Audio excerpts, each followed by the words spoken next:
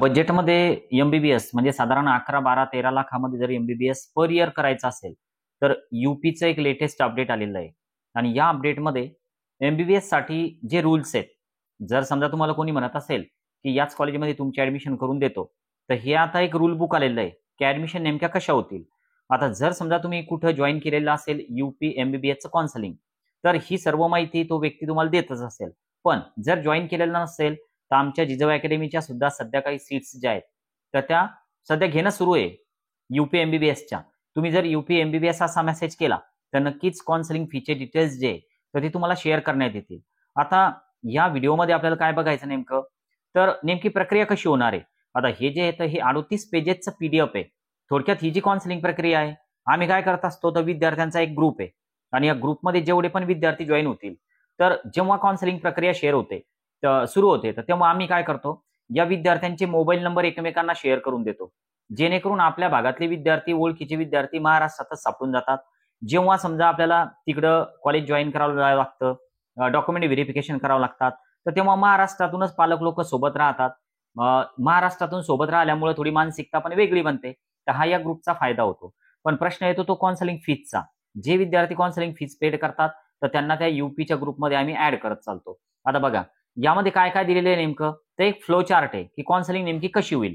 यांनी ग्रुपवर हे काउन्सिलिंगच्या वेबसाईटवर टाकलेलं जे पीडीएफ आहे तर यामध्ये काय सांगितलेलं आहे की सुरुवातीला तुम्हाला रजिस्ट्रेशन करावं लागणार आहे काउन्सिलिंगसाठी. थोडक्यात डायरेक्ट ऍडमिशन होणार नाही. त्यानंतर तुम्हाला रजिस्ट्रेशनसाठी फी पे करावं लागेल, डिपॉझिट पे करावं लागेल. तर हे सगळं ब्लर आहे, हे वेबसाईटवरच तसं होतं. यानंतर तुम्हाला ऍडमिशन मध्ये तुमचे चॉईस टाकावं लागतील, ऍडमिशन घ्यावं लागेल आणि तुमची प्रक्रिया एंड होईल. तर यामध्ये रूल आहेत काही की नेमका कशा पद्धतीने हे सगळं चालणार आहे.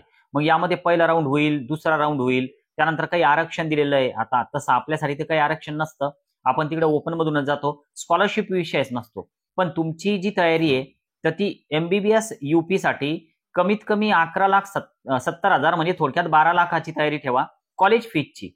12 लाख रुपये ओके. आणि याच्यावरती पण फी स्ट्रक्चर जाऊ शकतं. हॉस्टेल मेसचा खर्च साधारण 2 लाख रुपये येऊ शकतो. त्यानंतर तुम्हाला जवळपास 1 लाख रुपये इतर चार्जेस पण लागू शकतात दरवर्षी. तर ही जर तुमची तयारी असेल तर असं तुमचं जे बजेट आहे तर ते वर्षभराचं किमान 15-16 लाखाचं असावं हॉस्टेल मेससह, तरच तुम्ही तिकडचा विचार करा.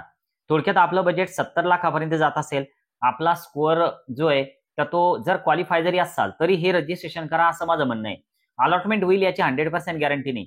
जिजाऊ अकॅडमीकडून असा शब्द तुम्हाला दिलाच जाणार नाही की 720 पैकी 720 आहे आणि अलॉटमेंट 100% होईल, असं नाहीच. आम्ही काउन्सिलिंग करतो, आम्ही मार्गदर्शन करतो. अलॉटमेंट हे तुमच्या रँकनुसार तुम्हाला कॉलेज मिळत असतं.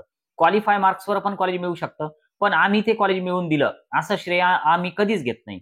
तर त्यामुळे तुम्हाला काय करायचं तर फक्त काउन्सिलिंग प्रक्रियेमध्ये जायचं, कुठं आपली फसवणूक होणार नाही. लखनौचं कॉलेज मिळवून देतो, बाराबंकीच मिळवून देतो असं आम्ही कधीही कोणाला सांगत नाही. तुम्हाला जर आमचा ग्रुप जॉईन करायचा असेल तर तुम्ही यूपी एमबीबीएस असा मेसेज करा, व्हॉट्सअपला तुम्हाला डिटेल्स शेअर केले जातील. जर तुम्ही फी पेड केली तर त्यानंतर तुम्हाला कॉल पण येऊन जाईल आमच्याकडनं आणि त्या ग्रुपमध्ये ऍड पण केलं जाईल.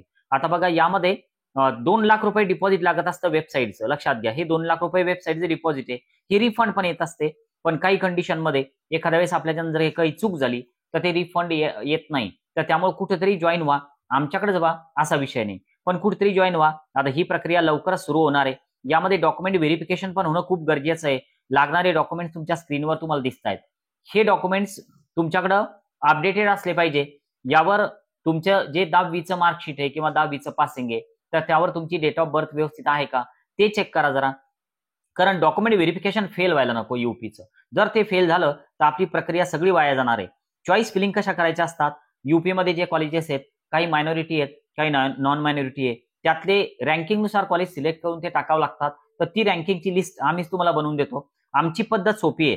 तुम्हाला जवळपासच्या कम्प्युटर सेंटरशी फक्त आमचं बोलणं करून द्यायचं. तुम्हाला ऑफिसला सुद्धा यायचं काम नाही. थोडक्यात तुम्ही ऑफिसला यायलाच पाहिजे असं सुद्धा बंधन नाही, ऑफिसला यायचंच काम नाही. त्या दिवशी आमचे सगळे टेक्निशियन आणि मी स्वतः कॉलवर असतो रजिस्ट्रेशनच्या दिवशी आणि सोबतच चॉईस फिलिंगच्या दिवशी सुद्धा. तुमची 101% सांगतो, कोणतीही चूक होणार नाही. 101%. फक्त तुम्ही जवळच्या कम्प्युटरवाल्यासोबत आमचं बोलणं करून द्याल. ओके. जर जॉईन करायचं असेल तर यूपी एमबीबीएस असा एक मेसेज करा दिलेल्या नंबरला. आज आपण थांबूया. Okay, bye.